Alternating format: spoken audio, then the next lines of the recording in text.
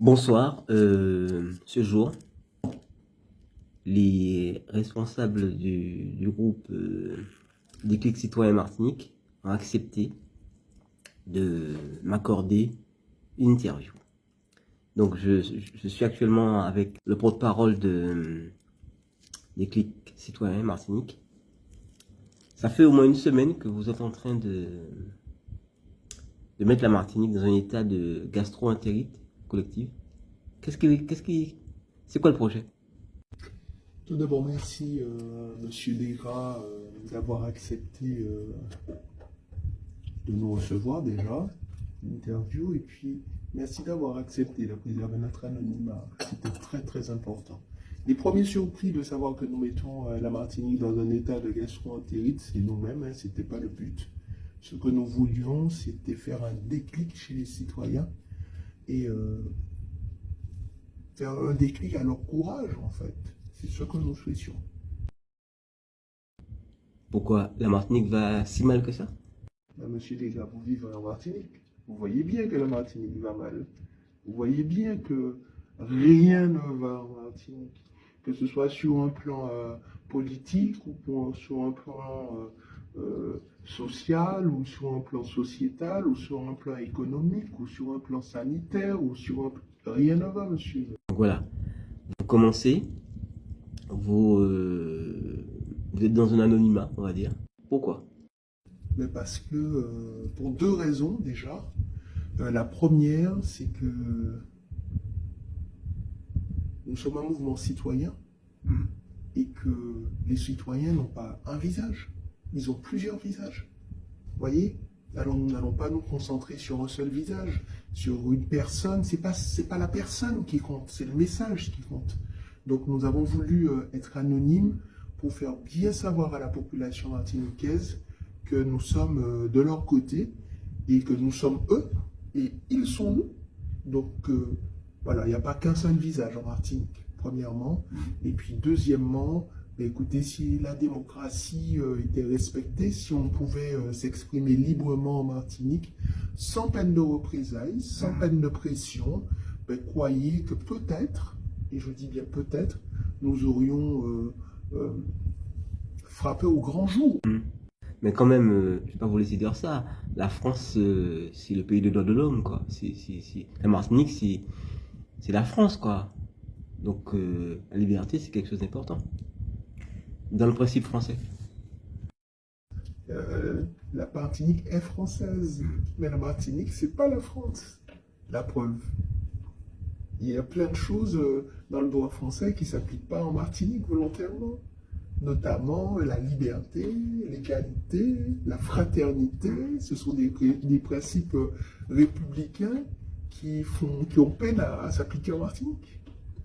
Vous interpellez dans un message mis sur flyer, vous interpellez le président du conseil exécutif de la collectivité territoriale de Martinique, Serge Letchimy. Pourquoi lui?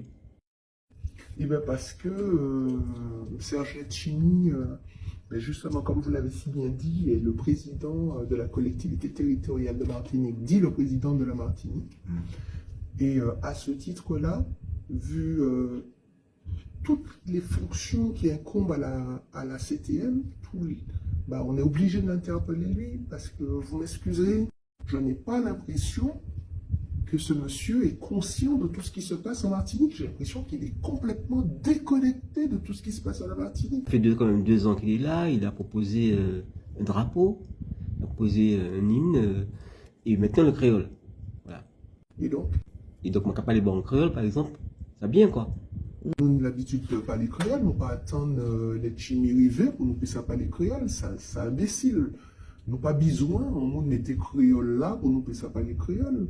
Non, c'est pas ça la priorité Martinique. Martinique, c'est vivre bien. C'est ce qu'on souhaite. Si ça vous dérange pas, on revient au français parce que bon.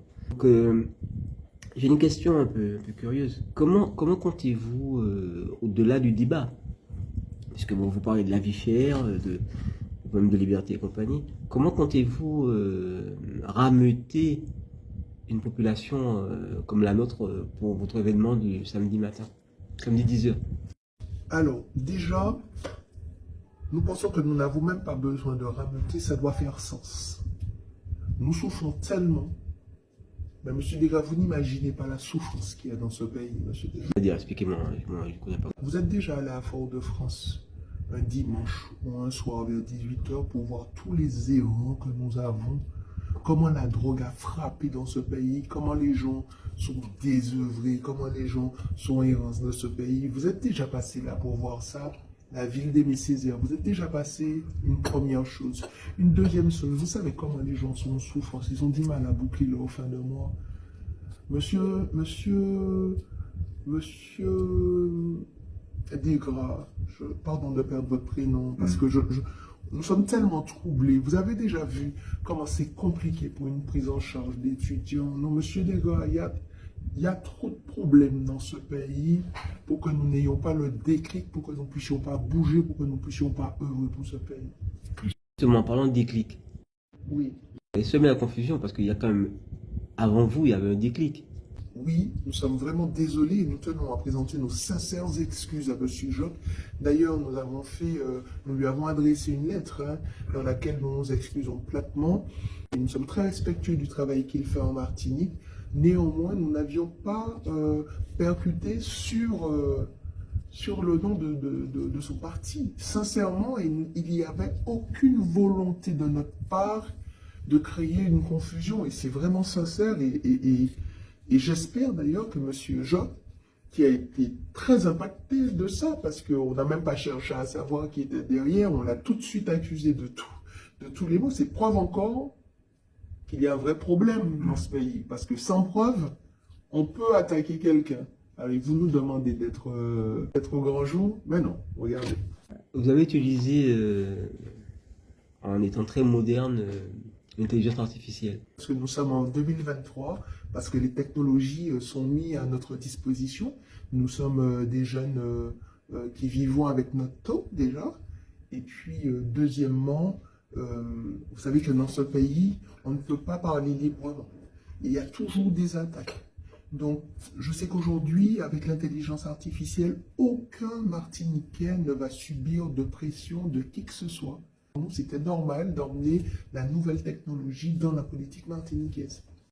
Qu'est-ce que vous souhaitez qui se passe le samedi 29 à 10h, devant les grilles de la CTM, parce que la CTM sera fermée ce jour-là, nous espérons que le peuple il sera là, que le peuple puisse se retrouver, que les gens puissent se rencontrer, qu'ils puissent se voir, qu'ils puissent échanger, qu'ils puissent se parler. Il n'y aura pas de prise de parole ce jour-là, parce que ce que l'on veut, c'est que le peuple s'exprime. C'est le peuple qui va s'exprimer. Nous serons là, mais nous serons là de manière anonyme, encore une fois, pour faire la démonstration qu'être la voix du peuple, ce n'est pas tirer le drap à soi. Vous voyez? Il n'y a pas d'égo chez nous. Nous, on travaille pour le peuple, on veut que le peuple soit bien, et on veut qu'à la suite de cette manifestation, que le peuple sache qu'il y a un parti en Martinique qui se fera toujours le relais sans filtre. Et c'est ce que nous souhaitons. Alors vous me direz peut-être devant les grilles de la CTM et que ce sera fermé. Beaucoup de gens nous ont posé cette question, ils nous ont fait cette allusion et que si on voulait parler au président, il fallait que l'on aille un jour où c'est ouvert. Mais nous, encore une fois, ce qui compte pour nous, c'est la protection du citoyen. On est des citoyens, on veut que les citoyens soient protégés. Vous imaginez si on était venu un vendredi, ils auraient appelé les CRS ou la police avec raison contre la foule. Nous, on veut d'abord sécuriser les Martiniquais. C'est les Martiniquais avant tout. Je peux vous dire quelque chose? J'espère que ce projet va aboutir. Merci, monsieur Desgras. Et merci à vous, merci. De tout cœur, je le souhaite également.